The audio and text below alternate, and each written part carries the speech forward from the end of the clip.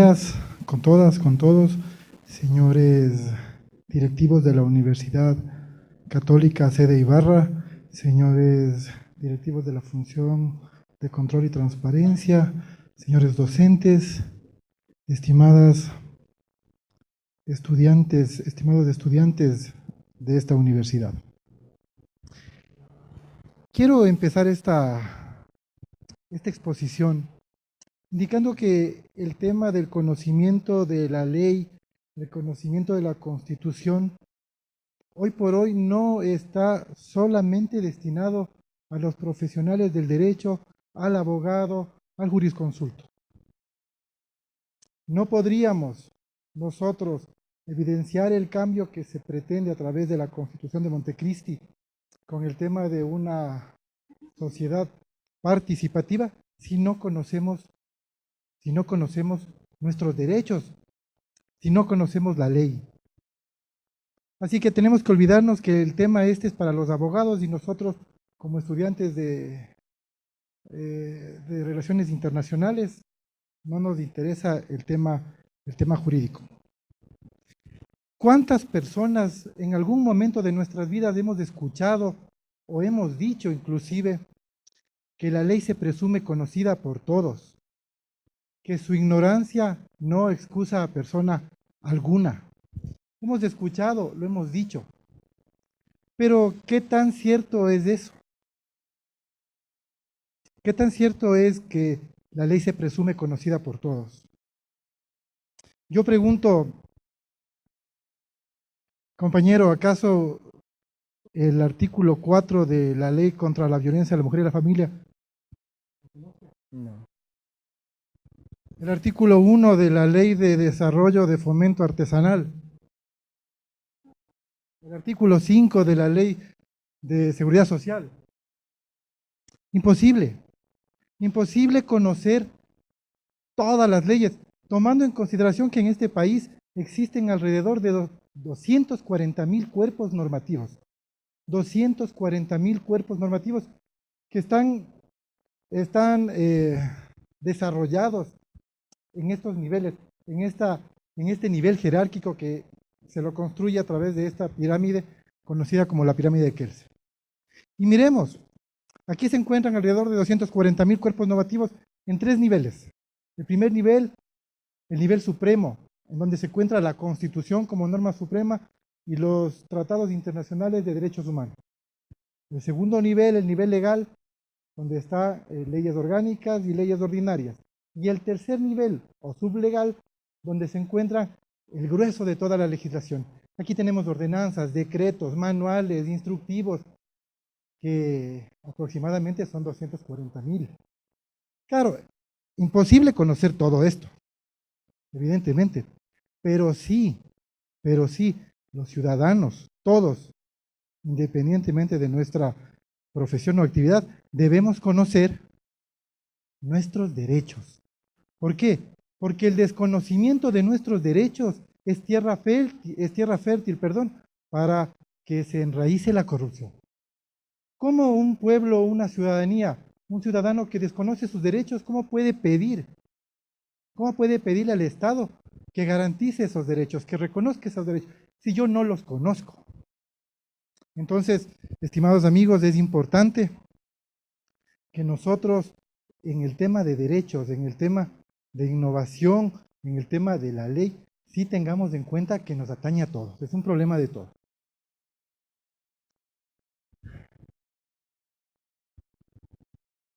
En esta primera parte, luego de este espacio, vamos a abordar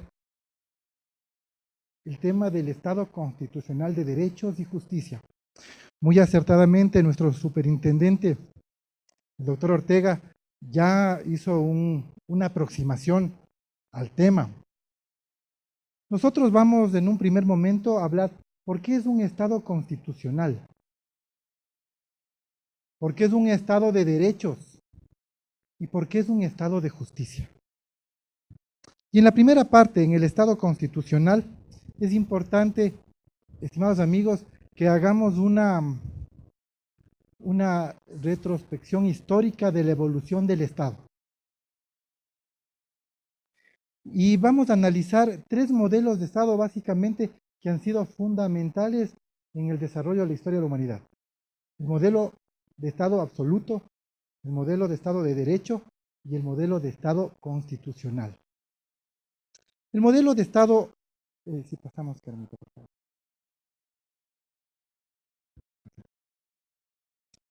El modelo de Estado absoluto, caracterizado por qué? Caracterizado porque la autoridad la ejercía una sola persona, el monarca, el rey, el emperador, un grupo social. Él ejercía la autoridad. En él, en esa persona, se concentraban todos los poderes. Pues el monarca era la persona que administraba el Estado. El monarca era la persona que formulaba las leyes y el monarca era la persona que sancionaba el incumplimiento de estas leyes. En este modelo de Estado, evidentemente no existían los derechos. Las personas no tenían derechos. Las personas tenían privilegios. Y estos privilegios, evidentemente, eran los que el monarca asignaba, ya la persona que asignaba. No existía más límite que los propios que establecía el monarca. Eso en un largo periodo de la historia de la humanidad. Luego evolucionamos y nos trasladamos a un segundo periodo, a un segundo modelo de Estado, el Estado de Derecho. Y este Estado de Derecho surge como una pugna entre la burguesía, quienes detentaban el poder económico, y la aristocracia, quienes detentaban el poder político. Finalmente, en esta pugna, la burguesía se instala, sobresale. ¿Y se instala en dónde? Se instala en los parlamentos, se instala en los congresos, a hacer leyes, a formular leyes. El poder económico formulando leyes. Pues a través de la ley, justamente, a través de la ley, se controlaba al poder ejecutivo. A través de la ley se controlaba al poder judicial. La ley determinaba cómo debe ser una constitución.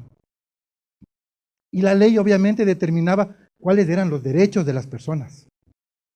En este tipo de modelo de Estado, estimados amigos, se fortalece de manera fundamental el principio de legalidad. Es decir,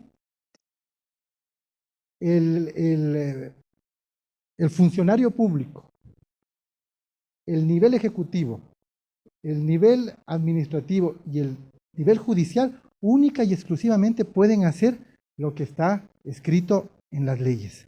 Lo que no está en las leyes es prohibido para todo el mundo.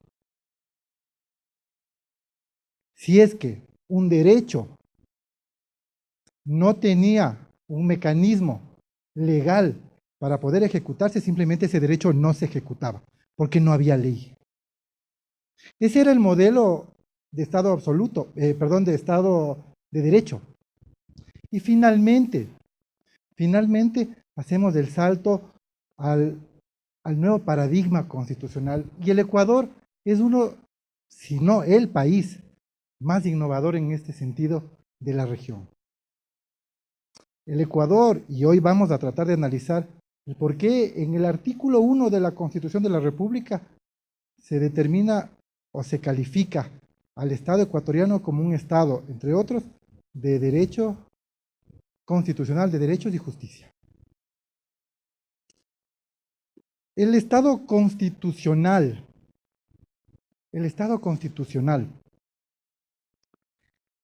en la Constitución, como habíamos visto anteriormente en la pirámide de Kelsen, la Constitución se encuentra en la cúspide del nivel absoluto.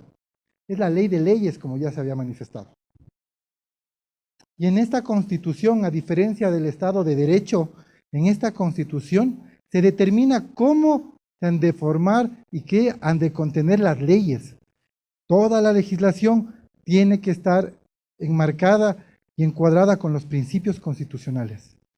En el Estado constitucional, la Constitución establece los derechos. Los derechos tienen un rango constitucional. La Constitución establece quién detenta el poder. La Constitución establece cuáles son los órganos, conforma los órganos del Estado mediante los cuales se ha de cumplir con su fin último, que es la garantía y cumplimiento de los derechos. Y en este modelo de Estado constitucional, tenemos a la norma constitucional como norma suprema. Y esta norma es de carácter material. ¿Por qué? Porque, como habíamos manifestado, tiene derechos que tienen que ser protegidos por el Estado. A diferencia del Estado de Derecho, donde los derechos eran declaraciones, simples declaraciones que no tenían validez y que jamás se ponían en práctica. Pues hoy no, el Estado tiene la obligación, es su fin, es el fin último del Estado, materializar la garantía de esos derechos. Pasémosle, por favor. Miren, en el Estado constitucional de derechos, ¿qué conjuga el constitucionalismo? Por una parte, el Estado como estructura física, definiendo al Estado como aquella estructura política que define aquella estructura política que define cómo se ha de enmarcar una sociedad, estructura política de definición de una sociedad. Tiene la democracia como medio, ya habíamos manifestado, democracia. Si alguien me ayuda, por favor, hemos escuchado la democracia participativa. ¿Qué es la democracia? ¿Perdón? El gobierno o el poder del pueblo. Perfecto, lo que entendemos como democracia es el gobierno de todos, ¿no es cierto?, del pueblo. Finalmente se materializa esto en esta Constitución. ¿Y cuál es el fin de que el Estado, el poder del pueblo, es la consecución de los derechos? El Estado tiene como fin la consecución, observancia, promoción, vigilancia de esos derechos. Ese es el fin del Estado. Si el Estado no puede cumplir con tutelar esos derechos, simplemente no podríamos llamarlo Estado. No estaría cumpliendo su fin hoy por hoy.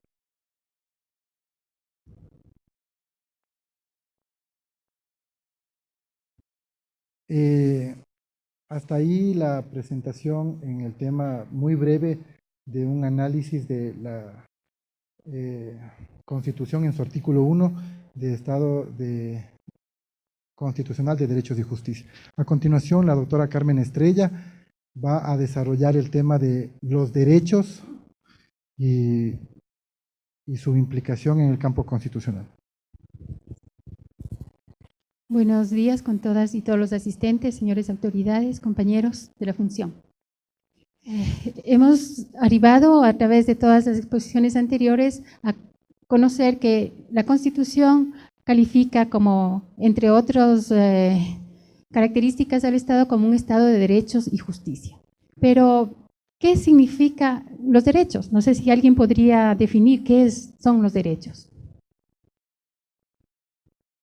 Siempre oímos derechos, pero es muy difícil la definición. No sé si alguien puede definir qué son los derechos.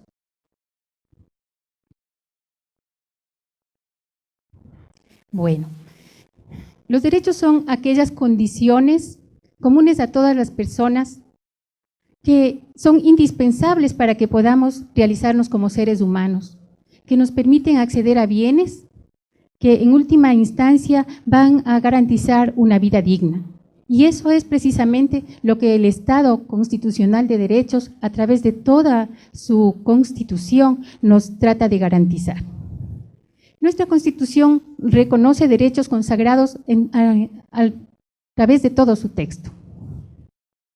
Además, reconoce aquellos derechos que estén previstos en instrumentos internacionales que son necesarios para garantizar la dignidad, como decimos, del ser humano. tanto individualmente como colectivamente, a las comunidades, a los pueblos, a las nacionalidades. También reconoce nuestra Constitución derechos no solo a sus ciudadanos que están aquí en el Ecuador y han tenido que emigrar hacia otras ciudades por las difíciles condiciones, sino también a los extranjeros que se encuentran en nuestro país. Y de manera muy innovadora, la Constitución también reconoce derechos a la naturaleza, como vamos a ver a continuación. En esta gama de derechos, amplia gama de derechos que reconoce la Constitución, podríamos decir que la Constitución se toma en serio los derechos. Incluso adopta una terminología distinta a la que anteriormente tenía para referirse a los distintos grupos de derechos, para ayudar a definir el contenido de los mismos. Antes nuestra Constitución había recogido una clasificación que era internacional de los derechos, y esa clasificación se debía a la forma y a la historia y cronología en la que habían surgido los derechos por la lucha de los ciudadanos. En este sentido, como los primeros derechos que fueron reconocidos por instrumentos internacionales fueron los derechos civiles y políticos. Luego se reconocieron aquellos derechos que se llaman económicos, sociales y culturales, y luego los derechos colectivos. Ahora nuestra Constitución ha adoptado una nueva terminología para poder definir los derechos, que los va agrupando de acuerdo a determinadas materias que son de conveniencia de las personas. Por ejemplo, ya no se habla de derechos civiles, ahora se habla de derechos de libertad. Ahora se habla de derechos de participación para referir al protagonismo que tiene la ciudadanía en el ámbito político. Y los anteriores derechos económicos, sociales y culturales, como la vivienda, la educación, ahora se los denomina derechos del buen vivir. Entonces veamos cuáles son estos derechos. En primer lugar, la Constitución establece aquellos derechos que se llaman del buen vivir. Son precisamente esos que permiten la satisfacción de nuestras necesidades materiales. Y se refieren también a aquellos derechos que nos van a permitir alcanzar una vida digna, porque esa es la esencia última del ser humano, tener una vida digna a través del desarrollo, de la aplicación, del reconocimiento de todos sus derechos. Entonces, estos primeros derechos permiten un desarrollo en un ambiente favorable, sustentable y de equilibrio con la naturaleza. Por ejemplo, reconoce el derecho al agua como un derecho autónomo, como un derecho irrenunciable y estratégico, el derecho a un ambiente y a un hábitat, el derecho a la vivienda, el derecho a la educación, al trabajo, a la seguridad social. Estos son derechos indispensables para que una persona pueda tener el acceso a los bienes y servicios, una vivienda digna que tenga todas las posibilidades para que las personas puedan desarrollar su vida. También en un hábitat seguro. Cuando habla del hábitat y la vivienda digna, la Constitución también establece que es necesario ese derecho a una ciudad, al entorno que nos puede brindar. La alimentación, con un acceso a la alimentación de identidades de nuestras culturas, para que haya una alimentación nutritiva. Además, establece que debe haber un ambiente sano en el que prohíbe las armas químicas, las agroquímicas, los agentes biológicos y contaminantes, y hacia una soberanía alimentaria para que nosotros como Estado y como nación podamos tener una alimentación segura y no tengamos que depender de otros países en nuestra alimentación. En la educación establece como área prioritaria de política pública, que es indispensable para el conocimiento y para las condiciones del buen vivir. Pone mucho énfasis en la educación y ahí tenemos nosotros que establecen algunos principios como de acceso universal, incluso de gratuidad en educación en determinados niveles.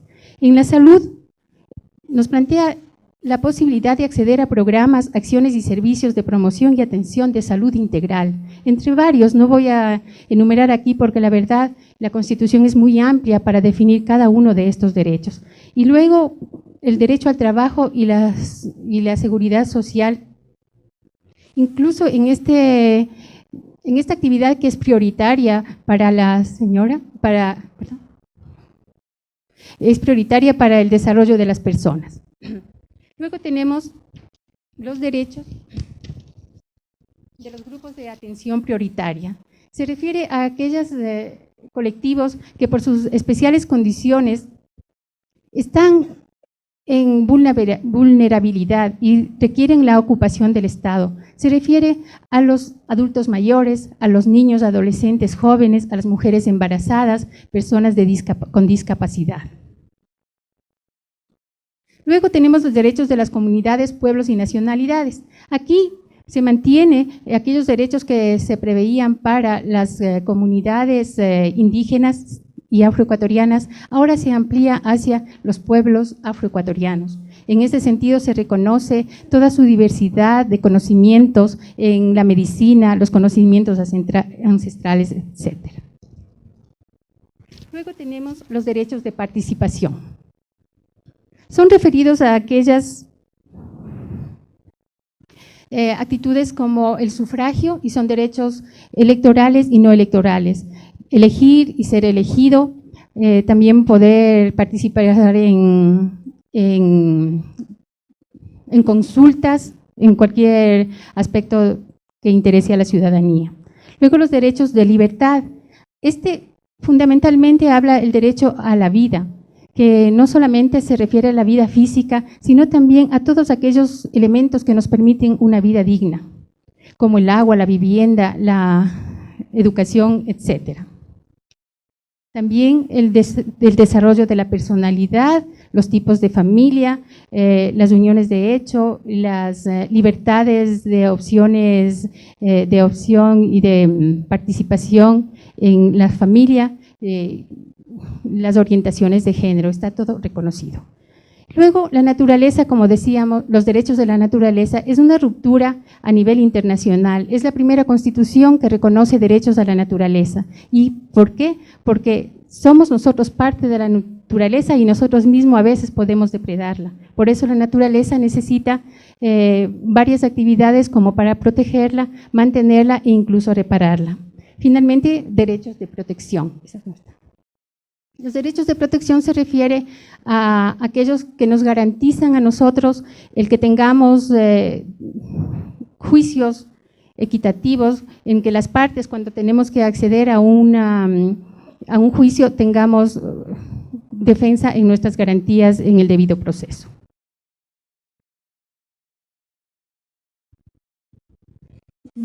A ver, la Constitución no solamente que nos plantea los derechos que tenemos las personas, sino que nos dice cómo tenemos que aplicar esos derechos. Y estos principios tienen que ser aplicados cuando se reconocen derechos, cuando se practican, se aplican y cuando se demandan derechos. En ese sentido, los principios son criterios que orientan a la aplicación, defensa y vigencia de los derechos. Entonces, como primer punto tenemos ejercer, promover y exigir ante las autoridades. Estos derechos se pueden ejercer individual o colectivamente. Y las autoridades también están obligadas a garantizar su cumplimiento. Quizás el principio rector de aplicación de los derechos es el de la igualdad, según el cual todas las personas son iguales y gozan de los mismos derechos, deberes y oportunidades. Pero otra parte del derecho a la igualdad es también el reconocer las diferencias y por tanto nos da un principio que no tenemos que discriminar a ninguna persona por ninguna de sus condiciones, sea de salud, de orientación sexual, de edad, etc.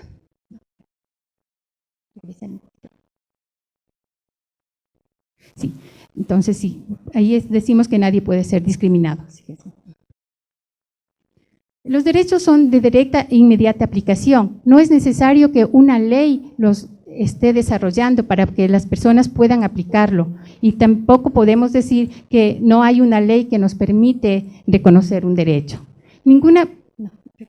Ninguna norma podrá restringir su contenido y sus garantías, es a lo que nos referíamos. Aplicar la norma que más favorece a su vigencia. Todas las autoridades, cuando tengan que definir sobre derechos, tienen que ver cuál es la, digamos, la interpretación que tiene que darse o cuál es la norma que mejor nos puede permitir a nosotros desarrollar los derechos. Ya, sí. Los derechos son inalienables, irrenunciables, indivisibles, interdependientes y de igualdad jerarquía. Quiere decir que cuando nosotros tenemos un derecho, no los podemos negociar. Los derechos los tenemos que cumplir de manera íntegra. No podemos, como decir, una partecita del derecho a mi salud, por favor, reconózcannos, ¿no? Entonces es integral eso.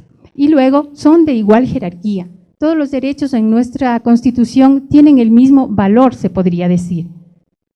Y no excluyen los demás derechos derivados de la dignidad.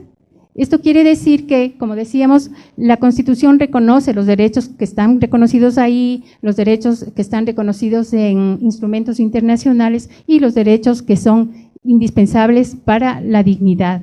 A veces puede que no esté reconocido un derecho. Por ejemplo, últimamente se ha reconocido el derecho al Internet. Ese es un derecho ahora de las personas, porque ahora casi todo se hace por Internet. Entonces, si bien eso no estaba reconocido en la Constitución, ahora sí está reconocido hasta en derecho internacional, por eso podemos decir que está aplicándose este derecho. Y luego se aplican los derechos de manera progresiva, no hay regresión. Si es que ya hemos alcanzado un nivel de derecho, no es posible que ninguna autoridad pueda quitarnos, pueda restringirnos. Ahora, para que los derechos puedan realmente tener una aplicación y vigencia, la Constitución ha establecido unos mecanismos que nos permiten asegurar la vigencia de los derechos, hacerlos efectivos o lograr el ejercicio del pleno de los mismos. Hay tres tipos de garantías que nos dota la Constitución para poder ejercer nuestros derechos. La primera son las garantías normativas. Eso quiere decir que cuando cualquier organismo que esté en capacidad de crear leyes como la Asamblea o los organismos inferiores como son las ordenanzas en los gobiernos autónomos descentralizados, siempre tienen que tener un enfoque de derecho, y si no, adecuarse las que ya están vigentes a los derechos de las personas. Las políticas públicas, que son decisiones y acciones para solucionar problemas económicos, sociales, de cualquier tipo que los gobiernos, las autoridades están obligadas a hacerlo. Si es que una de estas políticas públicas no tiene aquel enfoque de derechos, pueden ser reformuladas por petición de la ciudadanía. También la ciudadanía, el control ciudadano es uno de los mecanismos que nos permite a nosotros hacer cumplir nuestros derechos, como ya verán más adelante en las otras exposiciones. Y luego las acciones jurisdiccionales, que son demandas en defensa de los derechos vulnerados. Entonces, estas acciones son unas acciones de tipo sencillo, práctico, ágiles, que se puede presentar ante cualquier juez de la localidad donde se produzca un acto que viole nuestros derechos o pueda producirse efectos en otro lugar. Entonces, se puede presentar de manera incluso verbal, sin abogado. Se puede presentar en cualquier día, porque si alguien vulnera un derecho un sábado o un domingo, puede presentar y los jueces tienen la obligación de aceptarlos. Entonces son procesos sencillos, ágiles, a los que puede acceder la ciudadanía. Una acción es la acción de protección que puede presentar ante autoridades, ante actos de autoridades que no sean jueces, que vulneren nuestros derechos, o también contra personas que hagan servicios públicos por encargo del Estado. Luego tenemos otra acción que se llama la acción de habeas corpus, que se puede presentar cuando una persona considera que está ilegal o ilegítimamente privada de la libertad por una autoridad competente, que es un juez. Si se equivocó y si no le dio la orden de captura, la boleta constitucional, puede pedir que se corrija eso, si está ilegalmente detenido. También ahora es una cuestión muy importante y es una innovación que una persona, supongamos que, y está tan común, ustedes habrán oído de los centros de deshomosexualización o de desintoxicación. muchas veces los padres les llevan a esas personas para que puedan ser reformadas contra su voluntad, ¿cierto? Y entonces, una persona que esté privada de su libertad en cualquier centro puede también pedir un habeas corpus, y eso es lo innovador de este habeas corpus. Luego hay un habeas data que las personas pueden utilizar cuando sus datos se encuentran mal utilizados en alguna institución pública o privada, o a través del internet se le está utilizando unos datos y nosotros no queremos esa utilización. Podemos ir ante un juez y decir y denunciar esa mala utilización de los datos y podemos pedir que los supriman, que los cambien, que los actualicen. Otro es el acceso a la información. Ustedes saben que por la transparencia toda autoridad pública, toda institución está obligada a publicar en su página web varias de las actividades que ella hace. Pero si nosotros queremos tener un acceso que no está ahí a una información y nos niegan, como esa es una información pública, podemos presentar una acción también ante cualquier juez constitucional, que todos los jueces hacen como jueces constitucionales, y solicitar que nos permitan el acceso a esa información.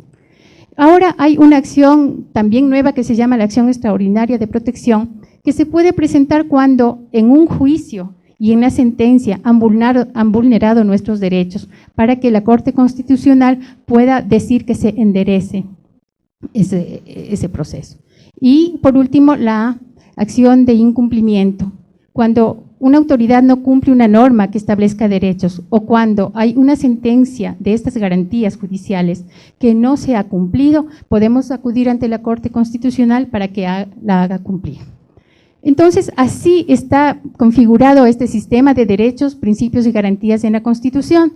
Pero este sistema que se encuentra dentro de este Estado de justicia, de derechos y justicia, es necesario que en su construcción todos los ciudadanos y las autoridades puedan aportar para defenderlo y para levantar y para su vigencia.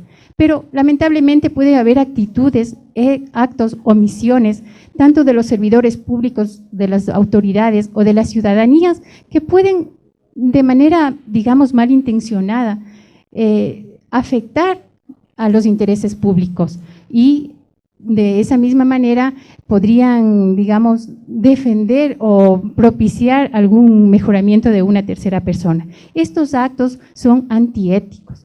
Estos actos son agresivos contra la actividad pública y daña la función pública. Entonces, nos referimos a esos actos, digamos, de corrupción.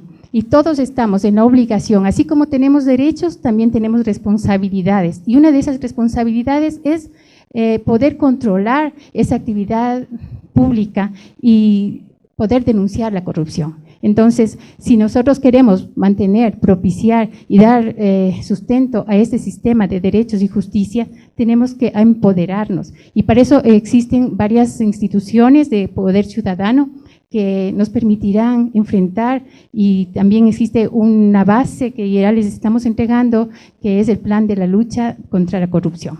Entonces, a empoderarnos de todos nuestros derechos, a cumplir nuestras responsabilidades y a hacer causa común en esta lucha contra la corrupción. Gracias.